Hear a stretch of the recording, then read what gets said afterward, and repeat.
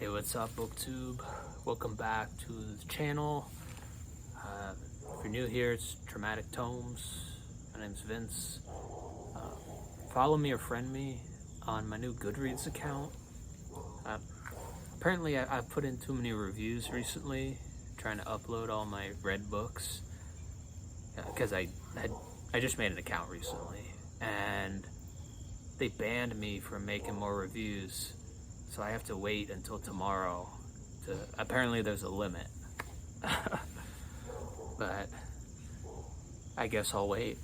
It's a little bit annoying, but it is what it is. It's their rules. So, coming at you today because finished a book. Haven't finished many in September, but that's okay. We all go at our own pace, and sometimes my pace is slower, sometimes it's faster. This month it's slower. But finished The Handmaid's Tale by Margaret Atwood. Margaret Atwood, her 1975 most popular work.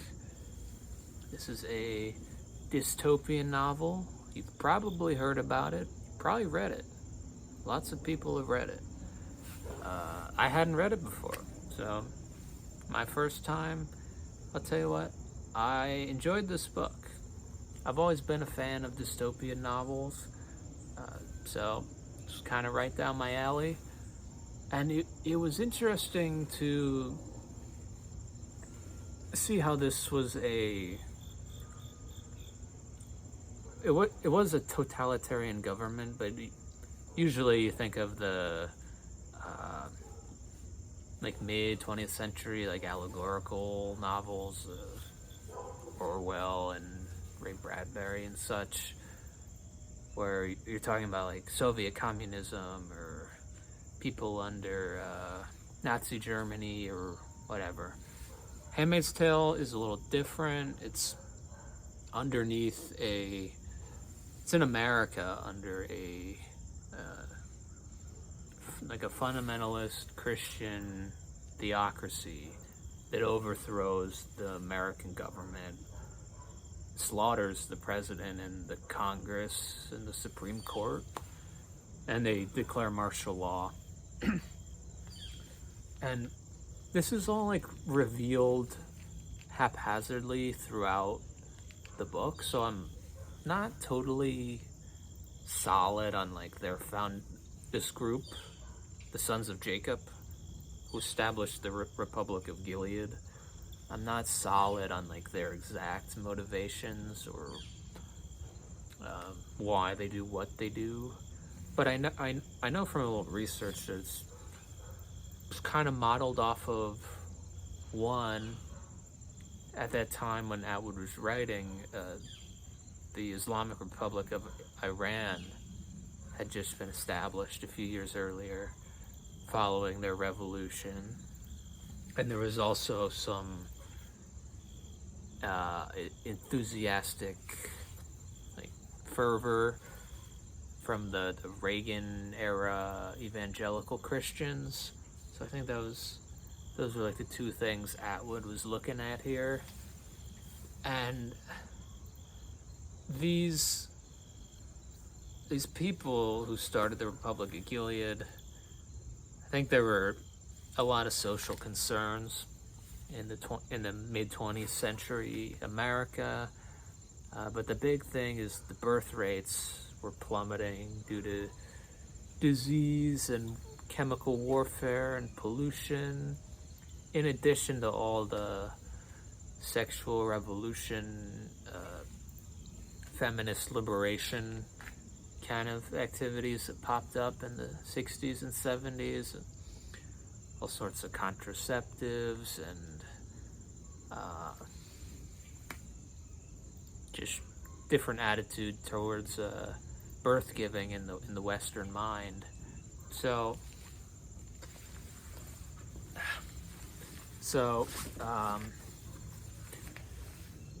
I think this new theocratic rule was a way to control the birth rate and get America back in the the swing of things, population-wise. But obviously, when you have when you have martial law, there's more at hand than that. But controlling fertility was one of the main goals of the society, and that's where we come to the handmaid herself. I assume this is our main character, Offred.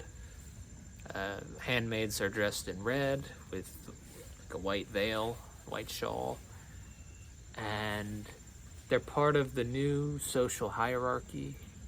Our main character, Offred, is her role in society is as a fertile woman.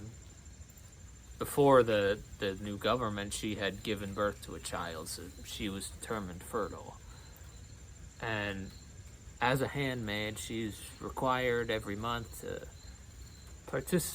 it's raining, to participate in like a ritual rape ceremony with the leader of her household, who's called the commander. And this ceremony is weird, and it involves the commander's wife, who can't have kids, and they're all smushed up together. I can't exactly describe it. But Offred's role is to give birth.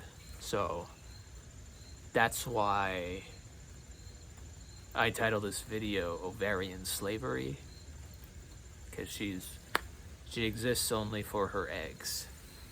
And the reason Offred is in this situation is because she had, during the time of transition between America to Gilead, eventually women lost the ability to work, or women working was outlawed. And then people who have married other divorced people, this is now a crime of adultery.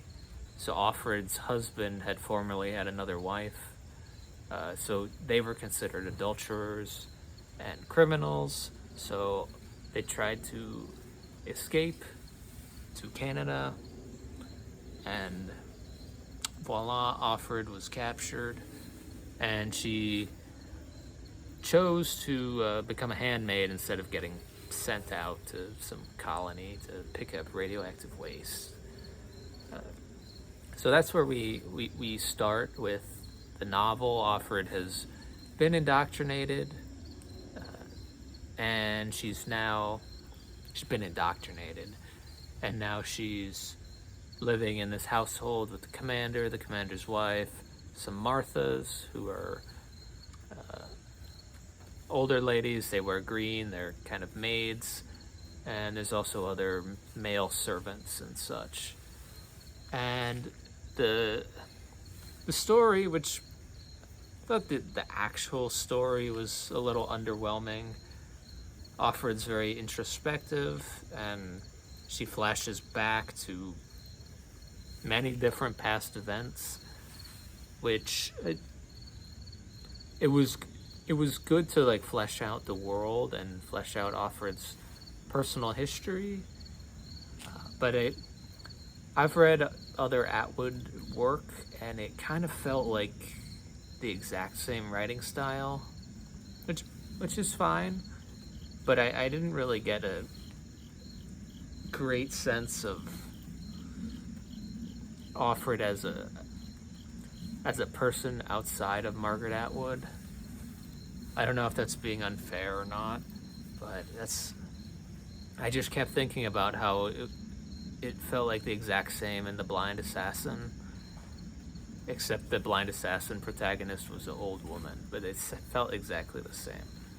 No matter.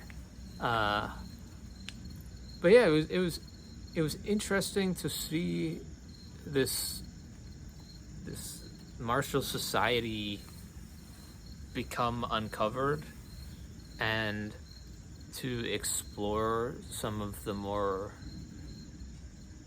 revolutionary, rebellious aspects of all these people who are in captivity, basically, in what used to be America.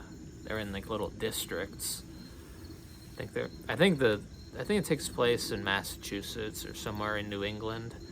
Not exactly sure. But seeing all these like acts of resistance and then learning more about the society at large while Offred gets to know the commander of her household better, it was pretty cool. I if you're into Goodreads ratings, which you probably shouldn't be, but I'm just placing it there. I gave this a 4 out of 5. I thought it was a decent story. Kind of a believable premise. I would hope that